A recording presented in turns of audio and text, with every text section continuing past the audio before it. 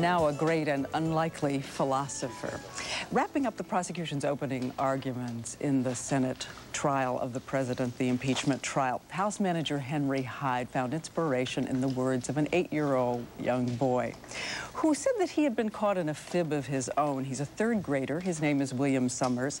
And he thought it was unfair that the president might get away with something that he couldn't with a similar offense. Listen to this. Dear Chairman Hyde, my name is William Preston Summers. How are you doing?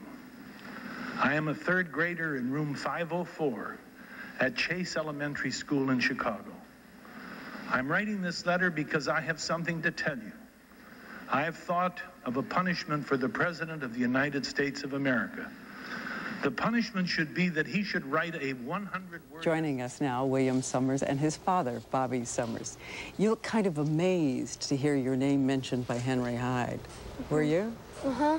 You said to me yesterday, this feels sort of weird. Uh-huh. Is that the right word?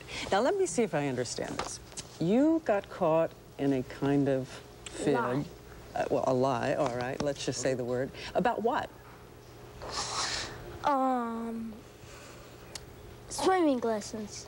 And a fight that broke out with some kids, right? Uh-huh. And who started it? Yeah? This kid did actually start it. Right. He was picking on me, then I hurt him. Right. But who, did you confess to your dad? No. What until happened? my brother filled it. He's the tattler of the family. Your little he fills brother? Everything out. I was a little sister once, so I know that MO, let me tell you. Now, what do you think should happen to the president? That he should, instead of being impeached, because I still like him for all his education for the schools and stuff, I don't think he should be impeached. Just have to write like an essay like I do. So if he wrote an essay, he should stay in office. Uh-huh. Well, what do you think about that, Dad? Now, how did this letter... And if he lied ever again, he should be impeached. It seems like Solomon has spoken here. What about this? How did the letter get to Henry Hyde? Well, we wrote it, we try to do his punishments, we try to make them so that they're, you know, we don't believe in hitting a child, so we give him something that helps him with his writing. And so we gave him a choice that he could write a 4-paragraph essay about lying, or he could write a letter to either someone in Congress. And so we were familiar with Henry Hyde. He had watched the news with me a little bit, because he only can watch an hour of TV a day unless it's the news. So we gave him that. I should point out that you're working on your PhD in political science. Right. And I gather you decided to lie to William for a day in order to teach him what lies were about. This was, basically, this was a couple weeks. We have always trusted William, and then all of a sudden we realized that he was lying about a few things. And so we're questioning more and more things, and we realized that he was on a kind of a roll of lying. And so I was trying to show him how it feels to be lied to, because then people, you know, stop trusting you and things like that. So, William, was that the cure? Mm-hmm.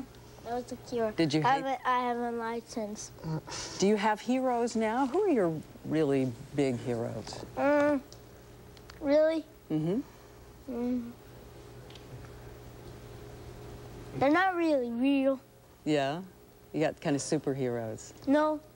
None not at all? Superheroes. Yeah? It's kind of like a cartoon show. Starts with a P. You can probably guess it. I probably can't, actually, but you can probably tell me during commercial with any luck. Pokemon. Oh, all right, great. Ash. And you really think now that no more lies for you ever, right? No. And the next time, if you ever did it again? I don't know what I would do. I think that's a fair answer. We thank you so much for coming on. It's so good to meet you, and we'll see if the president takes your advice. We'll see what he has to say. And thank you too, Mr. Summers. Thank you. And we'll be right back.